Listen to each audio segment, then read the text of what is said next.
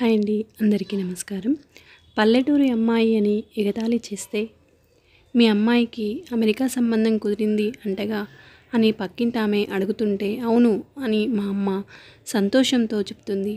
ఏ నోట విన్నా తనకు అమెరికా సంబంధం ఖాయమైందన్న వార్త వినిపిస్తుంది.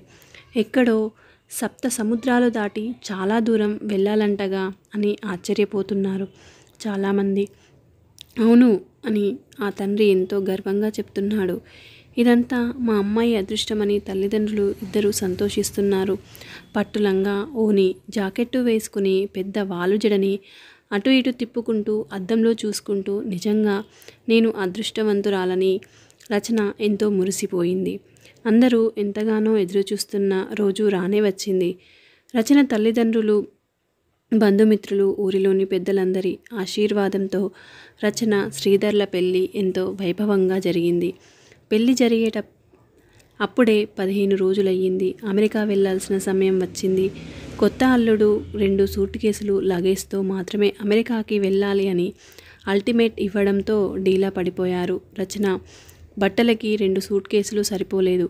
ఏం చేయాలో తెలియక అమెరికా అల్లుడికి కోపం తెప్పించడం ఎందుకు అని అలాగే సాగనంపారు ఆమె తల్లిదండ్రులు. ఎయిర్పోర్ట్కి వెళ్ళిన దగ్గర నుండి ఇక రచన త్రిప్పలు మొదలయ్యాయి. మెట్లు ఎక్కకుండా పైకి వెళ్ళేదాన్ని ఎక్సలేటర్ అంటారట. అది ఎక్కాలంటే భయంతో ముచ్చెమటలు తనకి. అందరూ తనని దాటి వెళ్ళిపోతున్నారు. శ్రీధర్ కూడా వెళ్ళిపోయారు. తను ఎక్కిందో లేదో కూడా చూడకుండానే మళ్ళీ కిందికి వచ్చి, నేను వెళ్తుంటే కూడా రావాలని తెలియదా? అలా వెర్రిముఖం వేసుకుని చూడకపోతే నా వెనుకే రావచ్చుగా అని విసుక్కున్నాడు. రచన కళ్ళ వెంట నీళ్లు వచ్చేశాయి. నీకసలు బుద్ధి లేదా? అందరూ మనల్ని చూస్తున్నారు, కళ్ళు తుడుచుకో అని బెదిరింపు. ఊరి నుండి బయలుదేరిన నుండి అతని ప్రవర్తన మారిపోయింది. ఎవరూ తెలియని వ్యక్తితో ప్రయాణం చేస్తున్నట్లు చాలా భయంగా అనిపించింది రచనకు. అమ్మ నాన్న ఊరు అన్ని గుర్తుకు వచ్చి పెద్ద పెట్టున ఏడవాలని అనిపించింది తనకి. కానీ అలా చేస్తే ఎక్కడ తిట్లు పడతాయో అని మనసులోనే బాధను దిగమింగుకుంది. ఎట్టకేకలకే విమానం ఎక్కారు. విండో సీటు పక్కన కూర్చుంది. అతని విసుగులు మర్చిపోయి విమానం బయలుదేరింది మెల్లగా. మొదటిసారి మేఘాలు అంత దగ్గరగా చూసిందేమో. చిన్న పిల్లల సంబరపడిపోయింది. ఎంత సంతోషంగా ఉన్న మనసులోని భావాలు పంచుకుందామంటే పక్కన కూర్చున్నది కోపిష్టి భర్త. ఈయన ఏంటో ఎప్పుడూ సీరియస్గానే ఉంటారు అనుకుంది ఆమె. 2 స్టేట్స్ మారి మొత్తానికి అమెరికా చేరుకున్నారు. ఇల్లు చాలా బాగుంది. ఇంటి నిండా ఖరీదైన వస్తువులే. సోఫాలు, డైనింగ్ టేబుల్, ఎన్నో గ్లాస్ ఐటమ్స్. ఏది ముట్టుకుంటే ఏమవుతుందో అని భయం. తను గెస్టులా ఫీల్ అవుతుంది. తను ఒకరోజు గడవక ముందే కింద నుండి కంప్లైంట్ గట్టిగా నడుస్తుంది అని. ఈ అమెరికాలో ఊరిలో లాగా పరుగులు పెడుతూ గెంతుతూ నడవడానికి కూడా లేదు అనుకుంటాను అని తను అనుకుంది. 1 నెల రోజుల్లో ఇవి ఎలా వాడాలో నేర్చుకుంది త్వరగా. ఆయనకి రెండోసారి చెప్పాలంటే విసుగు అని భర్త మీద ప్రేమ కన్నా భయమే ఎక్కువ అయిపోయింది. రోజుకి తనకి తెలియకుండానే 2 నెలలు గడిచిపోయాయి. శ్రీధర్ ఆఫీస్కి వెళ్ళగానే అమ్మ వాళ్ళతో, చిన్ననాటి స్నేహితులతో కబుర్లతో వీడియో కాల్ చేసి ఇల్లంతా చూపించేది. వాళ్ళు ఆశ్చర్యంగా తను చెప్పేవన్నీ వినేవారు. Microwave, dish washer, washing machine అన్నీ వాడడం వచ్చేశాయి అని చెప్పడంలో ఇంత సంతోషం తనకి ప్రపంచాన్ని జయించినంత. శ్రీధర్ వాళ్ళ కొలీగ్ ఇంట్లో పాట్కాట్ అట. ఒక ఐటెం చేసుకుని వెళ్ళి ఒక చోట తినడాన్ని అంటారని అప్పుడే తెలిసింది తనకు. నీకు తినడమేనా, ఏదైనా వెరైటీ ఐటెం చేయడం వచ్చా అని వెటకారంగా అడిగాడు. అతనికేదో తెలియనట్లు. ఈరోజు సాయంత్రం పార్టీ బిర్యానీ తయారు చేసింది. తను మంచి శారీ, మ్యాచింగ్ బ్లౌజ్ వేసుకుని, మ్యాచింగ్ కమ్మలపై గొలుసు వేసుకుని సింపుల్గా తయారైంది. తనని చూస్తుంటే రుసరుసలాడుతూ, మనం వెళ్ళేది పార్టీకి, పెళ్ళికి కాదు. అయినా నీకు అసలు డ్రెస్ సెన్స్ లేదు. పల్లెటూరి అమ్మాయిని చేసుకోవడం నాదే తప్పు అని విసుక్కోవడంతో తన కళ్ళ నుండి పటపట నీ కన్నీరు వరదలై పొంగుతుంటే, ఎప్పుడు ఈ ఏడుపు ఒకటి నా ప్రాణానికి అని తలుపు బిల్లున వేసి వెళ్ళిపోయాడు. వాళ్ళ ఫ్రెండ్స్ బలవంతం వల్లనేమో భార్యను తీసుకువెళ్ళక తప్పలేదు శ్రీధర్కు. తను చేసిన బిర్యానీ చూసి మెచ్చుకోకపోగా, ఇంత ఎందుకు చేశావు? ఇక్కడ ఎవరు ఊరి వాళ్ళలాగా కుంభాలు తినరు. ఇక్కడ అంతా సింపుల్గా తింటారని దారంతా సాధించాడు. అయినా కూడా రచన చిన్న మాట కూడా మాట్లాడకుండా కూర్చుంది. ఎక్కువగా మౌనమే తన సమాధానం అయ్యింది. ఎక్కడికి వెళ్ళినా అక్కడికి వెళ్ళినా తనకి పచ్చి వెలక్కాయ గొంతులో పడ్డట్టు అయింది. అందరికీ తనను పరిచయం చేశాడు. లివింగ్ రూమ్లో జెంట్స్, కిచెన్లో లేడీస్ కూర్చున్నారు. అక్కడ ఉన్న వారందరూ తెలుగు వాళ్ళే అయినా ఇంగ్లీష్లోనే వాళ్ళ సంభాషణ సాగుతుంది.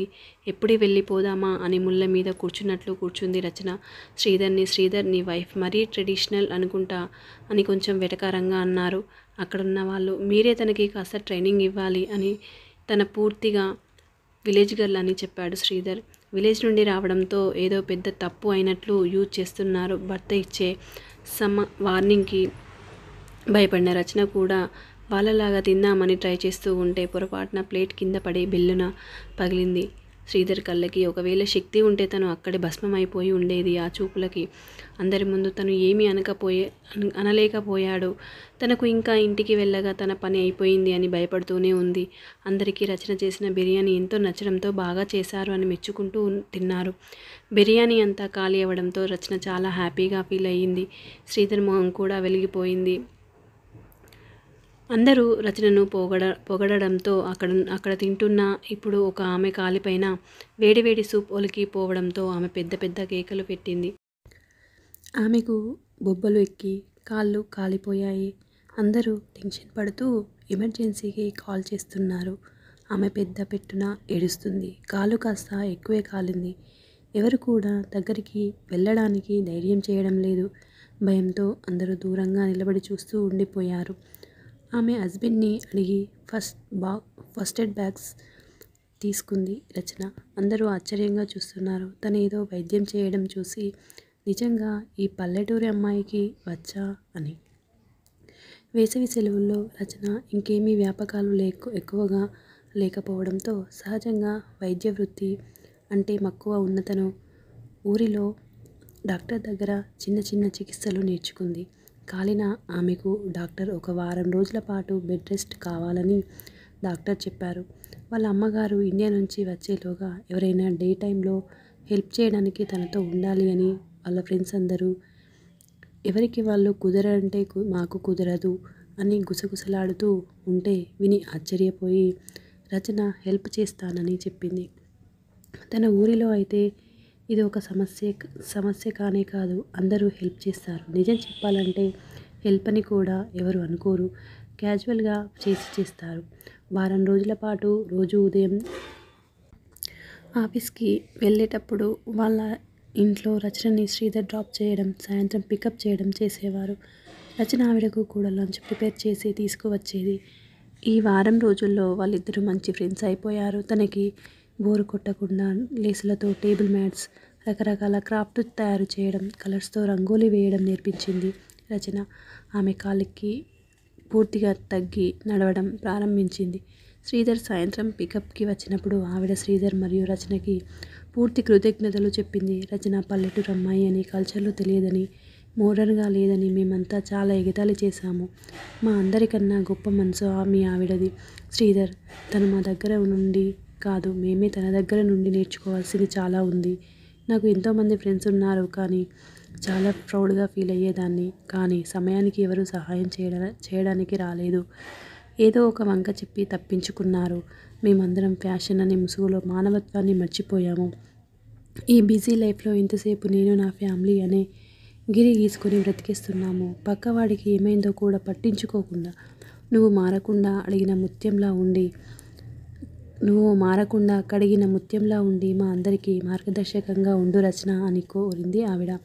ఆవిడ మాటలు శ్రీధర్లో కూడా చాలా మార్పు తెచ్చాయి.